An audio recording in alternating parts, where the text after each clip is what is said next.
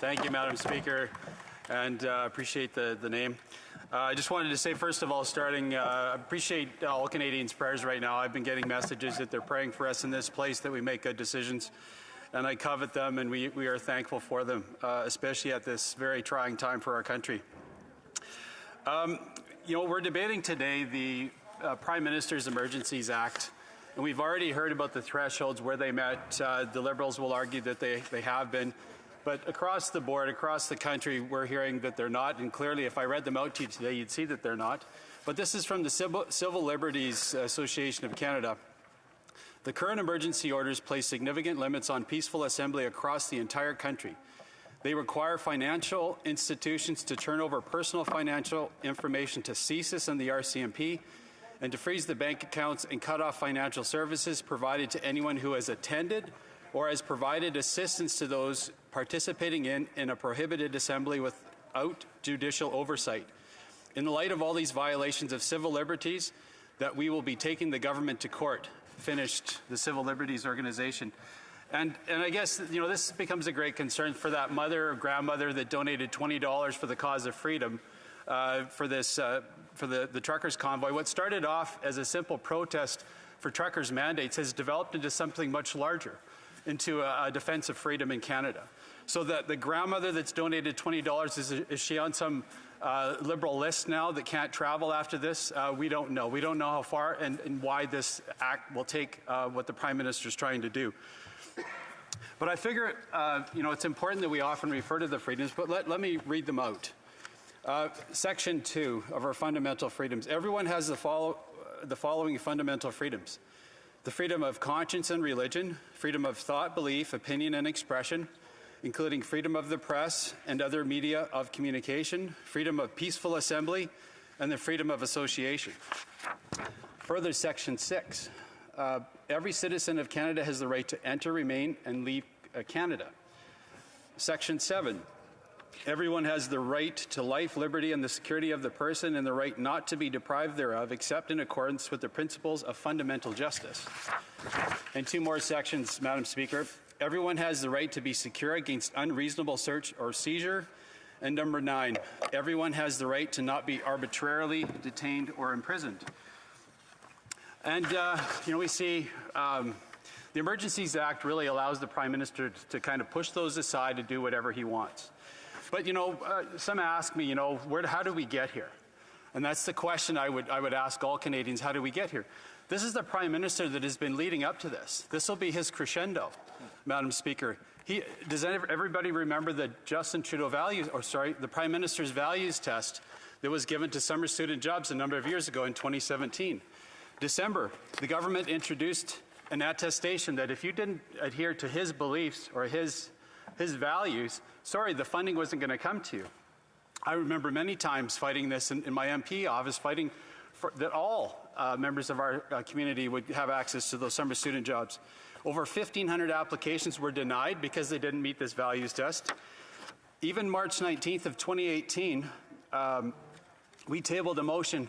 The MP, which I can name him in this room, former Liberal MP Scott Sims, voted against it, and he was put on the backbench because of that. This is this Prime Minister. This is 4 years ago. We've seen this developing for many years now. And I guess, Madam Speaker, I think what Canadians are becoming sadly aware of is this is really who the Prime Minister is. I wrote a column a couple weeks ago, and this is the quote from the actual Prime Minister's mouth. This is a man that's supposed to unite the country, not divide it. They are extremists who don't believe in science. They're often misogynist, also racist. It's a small group that muscles in, and we have to make a choice in terms of leaders, in terms of the country. Do we tolerate these people? Now, this isn't from some far left-wing or far right-wing individual. This is from the Prime Minister's own mouth. This is the person that's invoking the same act that we're debating today, and it's shameful. We talk about, and some would ask why, it would seem to make more sense to unite the country than divide it. Well, here's an article from Goldstein. Trudeau can't unite us because his strategy is to divide it, Madam Speaker. This is what it's all about. Parliamentary Secretary to the Government House Leader, and I imagine it is about the use of names. That's right. Yes. It's not like it's the first time. It's the second time the member's made reference to it, and he does know better, I'm sure, not to be citing specific names inside the House. I remind the honourable member that we do not use members' names, titles, or constituencies. Here, I'll try not to do it again. So I'll get to the Prime Minister's, again to the article, Goldstein. The Prime Minister can't unite us because his strategy is to divide us. This is from the article. This because the Liberals, they divided Canadians up into little slices of political support and opposition across the country in order to extract the maximum number of seats from the minimum amount of votes cast. So this is all the design. The Prime Minister, he ran on sunny ways. Certainly, we were hopeful that at least we had lost that election. We had hoped that at least he would be a positive Prime Minister. But what we've seen, Madam Speaker, over the last 4 years is a Prime Minister bent on dividing the country, shamefully bent on dividing the country.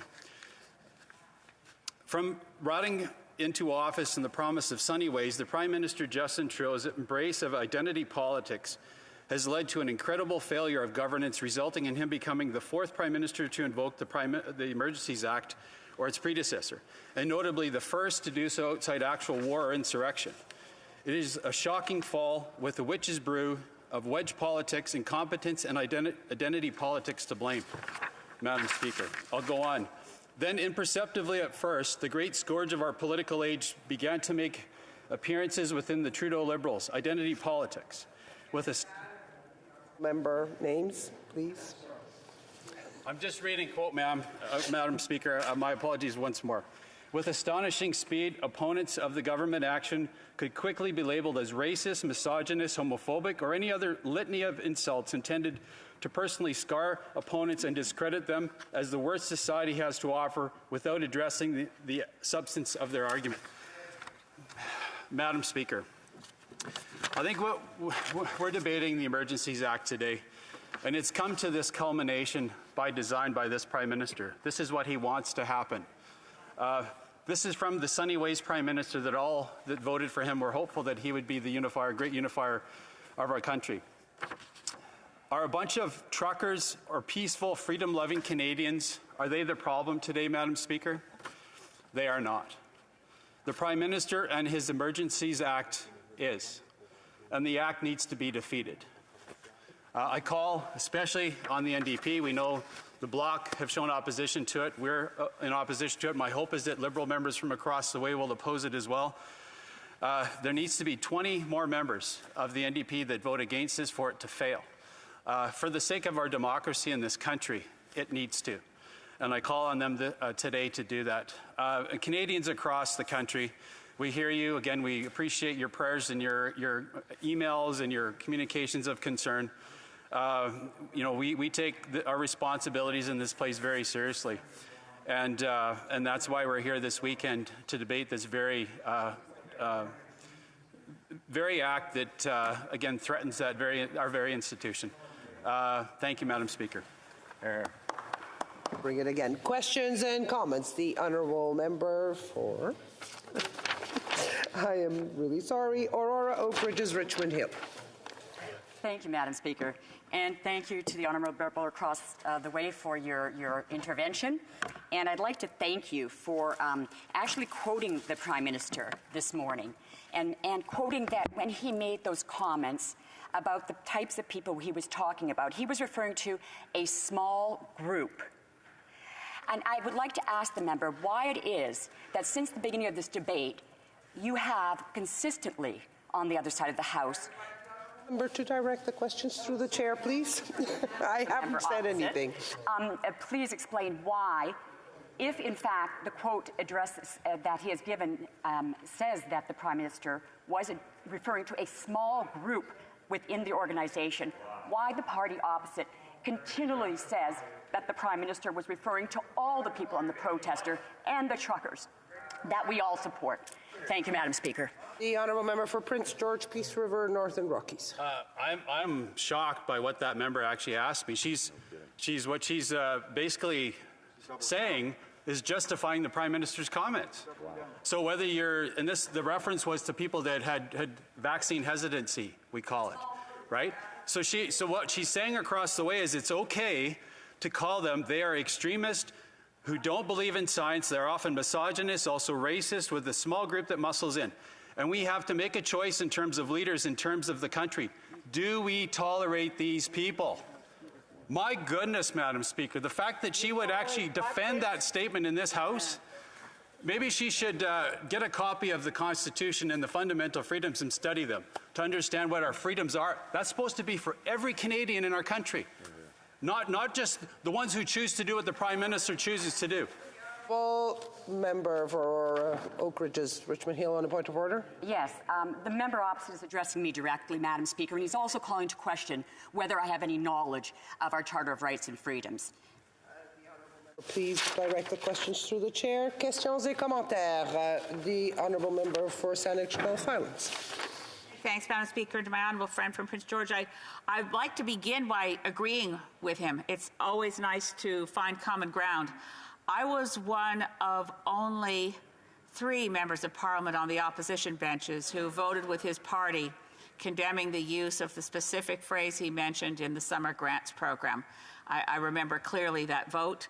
I felt that was a misuse of grant programs by appropriating into language that was elevated to charter language, something that could be seen on either side as within the scope of the charter.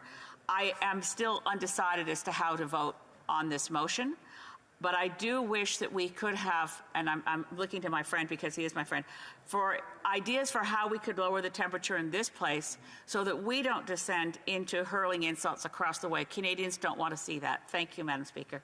The honourable member for Prince George, Peace River, Northern Rockies. Absolutely, and I appreciate the member's comments. And then there's an old phrase from the Bible, and it says, a calm answer turns away wrath. And I think in this place, we do need to bring the calmness into the place so that we don't encourage things to get worse. I absolutely take that, and I feel it's all our responsibility to be that way. And that's where I think this act only seems, and not seems, but is fanning the flames. And we need to do our very best to bring peace to our country again, unify our country again like it really wants to be, and really God keep our land glorious and free, and that's what we're all striving to do. Thank you. The honourable member for, I'm really sorry, Edmonton, and I'm going to, Wetaskiwin. Thank you, Madam Speaker. Madam Speaker, I'm pro-vaccination, but I have friends, constituents who are not. They make a different decision, and you know we've had conversations about that, and can't convince them. Many of them have reached out, and some who have worked in the public service aren't anymore. They've lost their job. I talked to more than one person who had to give up their house because of it, and they're coming to us saying, what do we do? What do we do? And then on top of that devastation, they have a Prime Minister who referenced them. Many of them are misogynist and racist. That's been mentioned.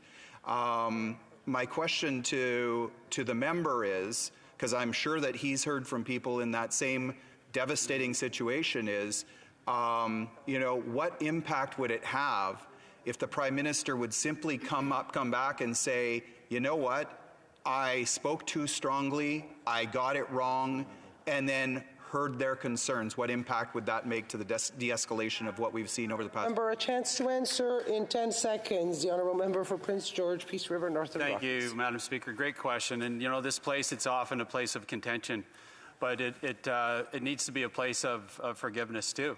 And if the Prime Minister was to come, and we've given him that opportunity, I even called in a column that he just apologized. I think a lot of people are like that. They just would accept a simple apology. But we haven't heard that yet. We're calling on him